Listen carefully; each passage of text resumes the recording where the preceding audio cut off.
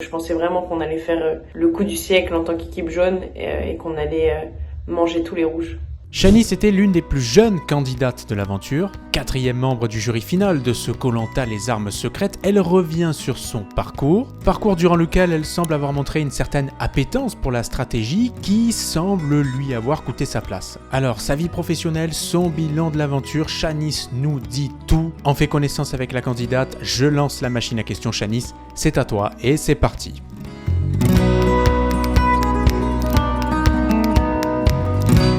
Sur le plan physique, ma première partie d'aventure, ça va.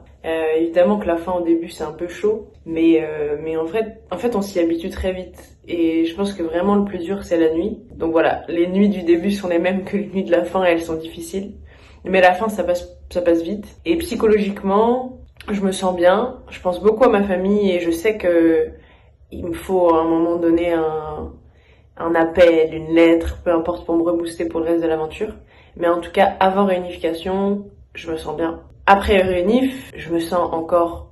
je suis au top parce que on est en supériorité numérique, parce que mon équipe jaune qui est devenue ma famille, c'est... Voilà, on est très très soudés, on a envie d'aller loin ensemble.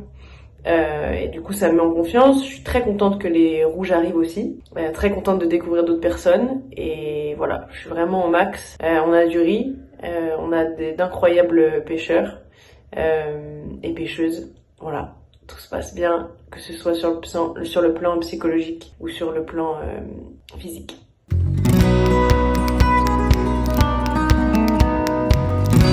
En ce qui concerne les ambassadeurs, moi j'avais une confiance folle en Vincent. Je savais qu'il mettrait jamais un de nous. Je savais qu'il irait à la boule. Il l'avait promis et pour moi quand on a donner sa parole, on ne peut que la tenir. Donc j'étais assez sereine. Après, en fait, j'avais très très peur pour lui. Encore une fois, tout ce que je voulais, c'était que l'équipe jaune aille loin, qu'il y ait plus de rouge à un moment donné. Ça s'est jamais vu dans Koh-Lanta, c'était mon rêve. Et donc quand il revient et qu'il dit que c'est un rouge qui part, je suis soulagée, mais je suis soulagée surtout pour lui parce que j'avais une confiance infinie en lui. Malheureusement, après, il me trahit et voilà, et du coup j'ai pris une petite claque de confiance, mais voilà, j'étais sereine pour les ambassadeurs et sereine après la réunification puisque je pensais vraiment qu'on allait faire le coup du siècle en tant qu'équipe jaune et qu'on allait manger tous les rouges.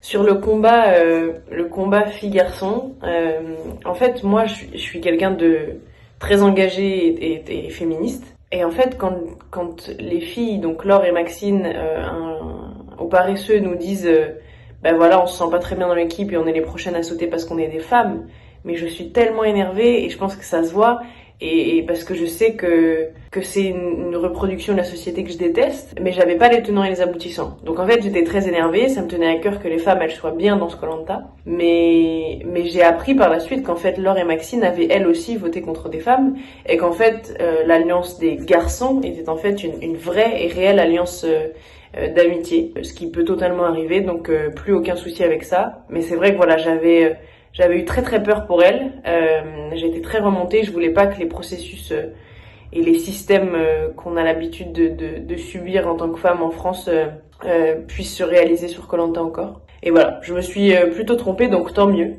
C'était pas du tout des attitudes machistes et j'en suis très contente. Il y a pas de ça sur Koh-Lanta et c'est très cool.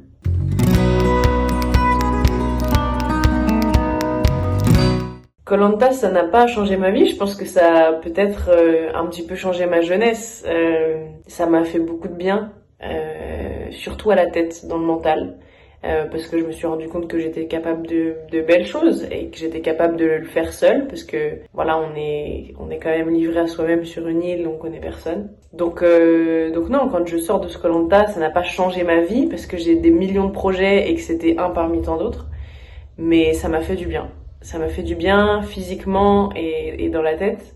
Après, c'est vrai que physiquement, ça m'a fait du bien parce que je me rends compte que je suis capable de grandes choses et que j'ai une force physique importante. Mais en vrai, j'ai eu du mal à m'en remettre parce qu'il faut reprendre le poids qu'on a perdu. On le reprend assez vite, on fait beaucoup de rétention d'eau, voilà, il y a des trucs pas très cool. Mais voilà, maintenant, ça y est, je suis redevenue comme avant, poids de forme, voilà. Ça va. tout va mieux.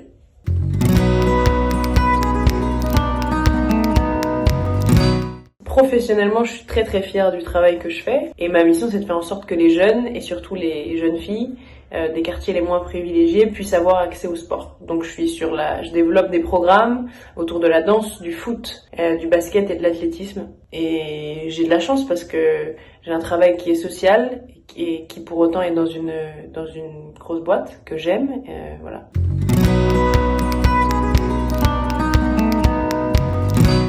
Un merci infini à ceux qui me soutiennent et qui soutiennent cette aventure, à ceux qui soutiennent mes camarades. C'est une aventure de fou, on a beaucoup de chance de l'avoir faite et j'ai beaucoup de chance aussi d'être soutenue par ma famille et mes amis, c'est l'occasion de leur dire merci. Et à toutes les personnes que je vois dans la rue, merci infiniment pour vos mots, j'essaie de passer du temps avec vous quand je peux. En tout cas, je suis très ouverte à tout, et notamment si vous avez besoin de conseils pour essayer d'arriver et de faire cette aventure incroyable, j'essaierai de répondre à tout le monde.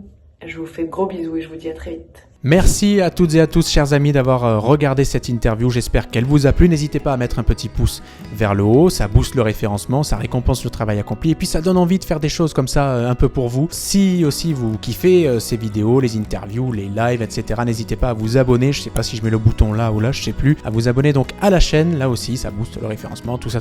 Prenez soin de vous, les amis. Je vous dis à très vite pour de nouvelles aventures. Et je vous embrasse. Ciao, ciao.